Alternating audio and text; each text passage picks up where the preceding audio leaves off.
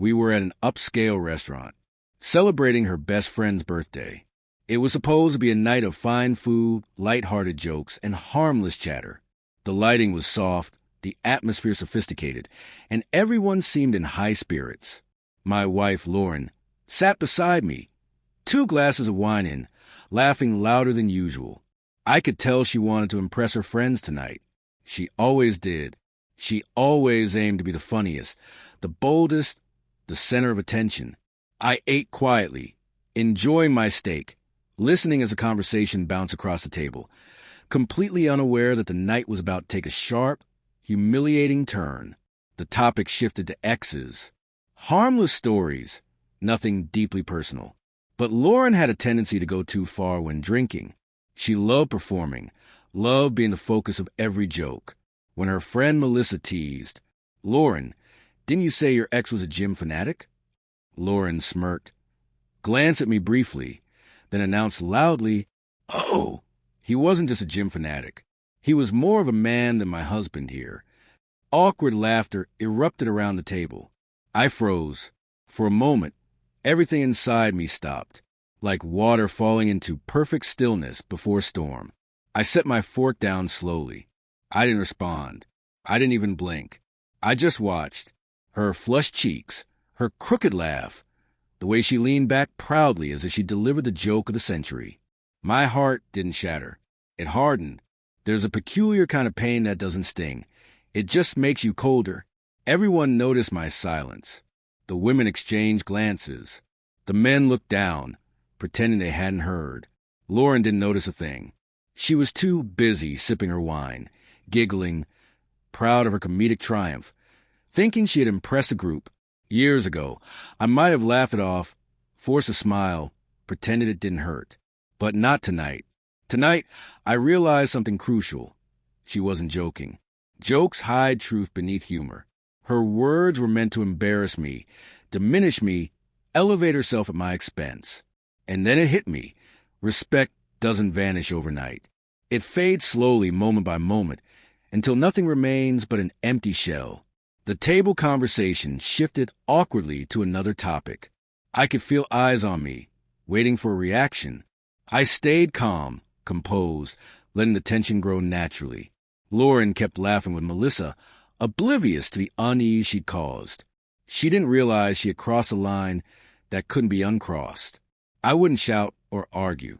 No, my response would be quiet, precise, unforgettable. The waiter arrived with the check, splitting the bill between couples. When he placed ours in front of me, Lauren leaned over and whispered, "Relax. It's just a joke. Don't be dramatic." Her tone was dismissive, irritated, as if I were the problem. She didn't know her words had already changed everything. She didn't know I had made a decision. I picked up the check, glanced at it, and placed it in front of her. "You pay it," I said calmly. Silence fell again.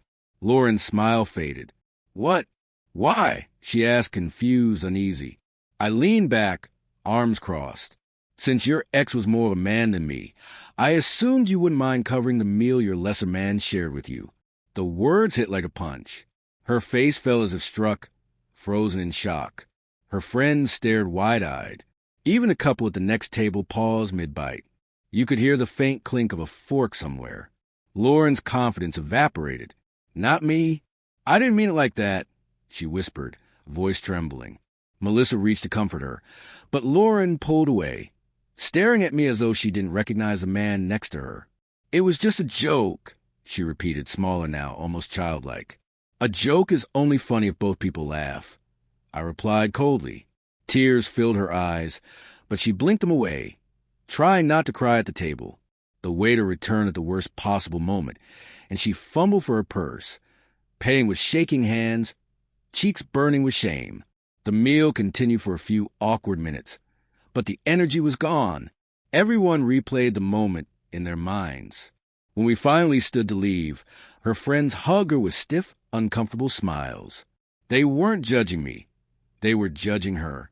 They had seen the disrespect, the cruelty, the ego. They had seen my composure. She realized that, too. As we walked to the parking lot, she reached for my hand. I pulled mine away. Please, talk to me, she whispered. I messed up. Okay, I shouldn't have said that. I unlocked the car but stayed outside. No, I said. You shouldn't have thought it. My words struck harder than anything else that night. You don't joke about something you don't secretly believe. She broke down in the parking lot, mascara smudged, tears streaming. Please don't give up on us. I love you. I was stupid. I was trying to impress them. I swear I didn't mean it. I watched her, not with anger, but with clarity.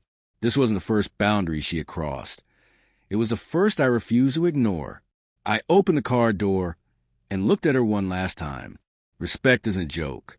If you ever make me the punchline again, there won't be a second warning. She nodded desperately, wiping her tears, understanding that I meant every word.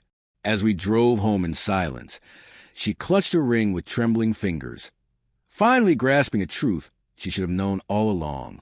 The man she mocked in front of everyone was not someone she could control.